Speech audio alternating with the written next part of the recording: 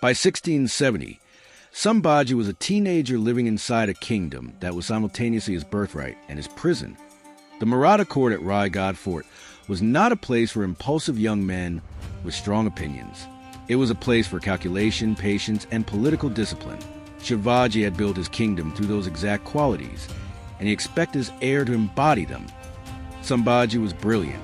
That was never in question, but brilliant in a way that chafed against structure. He was the kind of person who saw the answer before the question was finished, and had no patience for the process in between. His relationship with his father's senior advisors was, to put it diplomatically, difficult.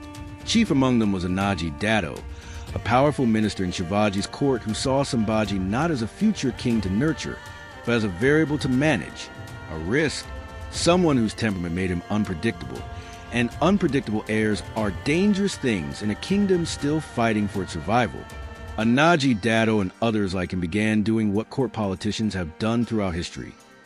Quietly, methodically working to limit Sambhaji's influence, feeding Shivaji reports of his son's behavior that emphasized the worst and minimized the best, building a wall between father and son one carefully chosen word at a time.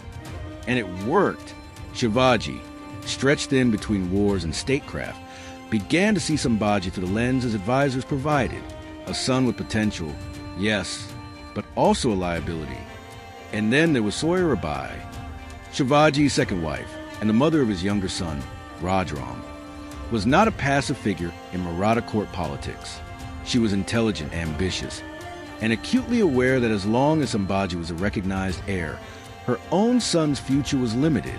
Soyarabai didn't need to invent problems with Sambhaji. She simply needed to make sure the problems that existed were never minimized.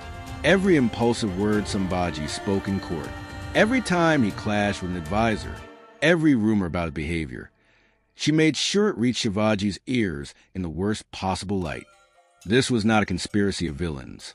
It was something more human, and therefore more dangerous. A mother protecting her son's future by quietly dismantling someone else's. Sambhaji saw it. He understood exactly what was happening around him. And that understanding, that clarity about the betrayal occurring inside his own home, made his behavior worse, not better. Because the one response that might have saved him was patience.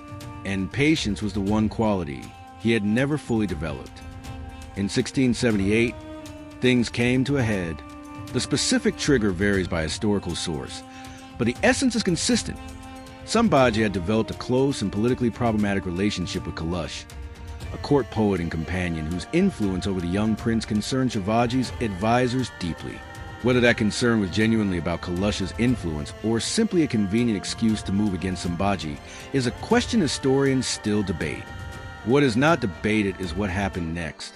Shivaji placed Sambhaji under house arrest at Panhala Fort, confined, restricted, treated not as an heir but as a problem to be contained. For Sambhaji, this was the final humiliation. He had watched his father's advisors work against him for years. He had seen his own stepmother position her son as a preferred alternative. He had endured being underestimated, misrepresented, and politically sidelined at every turn. And now his own father had locked him up. What he did next shocked everyone. Sambhaji escaped from Panhala Fort and defected to the Mughals. Let that settle for a moment. The son of Shivaji Maharaj, the heir to the Maratha throne, walking into the camp of Dilar Khan, one of Aurangzeb's most senior generals, the same empire his father had spent his entire life fighting. The Maratha court erupted. For Shivaji's advisors, it was confirmation of everything they had said about Sambhaji: reckless, dangerous, unfit to rule. For Soyarabai, it was an opportunity. For Shivaji himself, it was something far more personal and far more painful. But here is where history requires more nuance than the word treason allows. Sambhaji did not go to the Mughals to betray the Maratha cause. He had no intention of converting, no intention of dismantling his father's kingdom, no interest in becoming a Mughal puppet. What he was doing, recklessly, impulsively, in the way of a young man who'd been pushed to his absolute limit, was sending a message to his father, to Anaji Dado, to Soyarabai, to every person in that court who had spent years treating him as a liability rather than an heir. I am not someone you can simply lock away. The Mughals, for their part, received Sambhaji with interest. Dilar Khan saw obvious value in having Shivaji's son: intelligence, legitimacy, symbolic power. He treated Sambhaji well, gave him command of Mughal forces in certain engagements, tried to draw him deeper into the imperial fold. But Sambhaji was watching, learning, and growing increasingly uncomfortable with what he saw. The Mughal machine was efficient, powerful, and utterly ruthless. The way it operated, the casual cruelty, the religious absolutism under Aurangzeb, the treatment of the people in territories it controlled, was everything Sambhaji had been raised to oppose, everything his father had bled to protect his people from. The message had been sent, and now Sambhaji had a decision to make. In 1679, approximately a year after his defection, Sambhaji returned to the Marathas. The return was not simple or clean. There were negotiations, conditions, the kind of careful diplomatic maneuvering that doesn't make for exciting history, but was absolutely essential for Sambhaji to come back without being immediately arrested, or worse. Shivaji's response to his son's return is one of the most humanly complex moments in this entire story. There was anger, real, deep anger. There was relief. There was the impossible calculation of a father trying to separate his feelings as a parent from his responsibilities as a king. Sambhaji was reprimanded. There were consequences, but he was taken back. And something had shifted between them, not entirely repaired. That wound was too deep and too recent. But something had changed in how Shivaji saw his son. The boy who had defected was not the same person who returned. The year with the Mughals had burned something reckless out of Sambhaji and replaced it with something harder, clearer, more dangerous in the best possible sense. He had seen the enemy from the inside. He understood now, not as theory, not as his father's lessons, but as lived experience, what the Mughal Empire actually was, what it wanted, how it operated. That knowledge would define everything that came next. Shivaji Maharaj died in April 1680. He was 50 years old. The cause is debated: fever, illness, possibly poison, though that last theory has never been conclusively proven. What is not debated is the timing. Sambhaji had returned.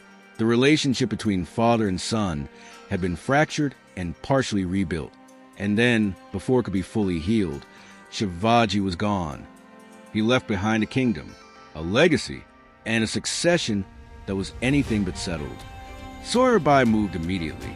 Within days of Shivaji's death, she had her own son Rajram, 10 years old, declared Chhatrapati. The throne that was Sambhaji's by right, by birth, by every convention of Maratha succession, had been taken. The rebel prince who had just found his way back home was now fighting for his birthright. And this time, he would not be impulsive. He would not be reckless. This time, Sambhaji Maharaj was ready. In the next episode, Sambhaji takes the throne, not through diplomacy, not through waiting, but through the one language his enemies had never expected him to speak fluently: force. Every dynasty has a story it doesn't like to tell. The story of a son who defied his father, a prince who looked at everything he was supposed to inherit and walked away from it. History has called what Sambhaji did in 1678 many things: treason, madness, a betrayal so shocking it threatened to unravel everything Shivaji had built. But here's the question history rarely asks.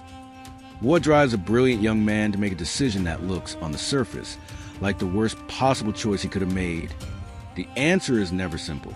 And in Sambhaji's case, it never was.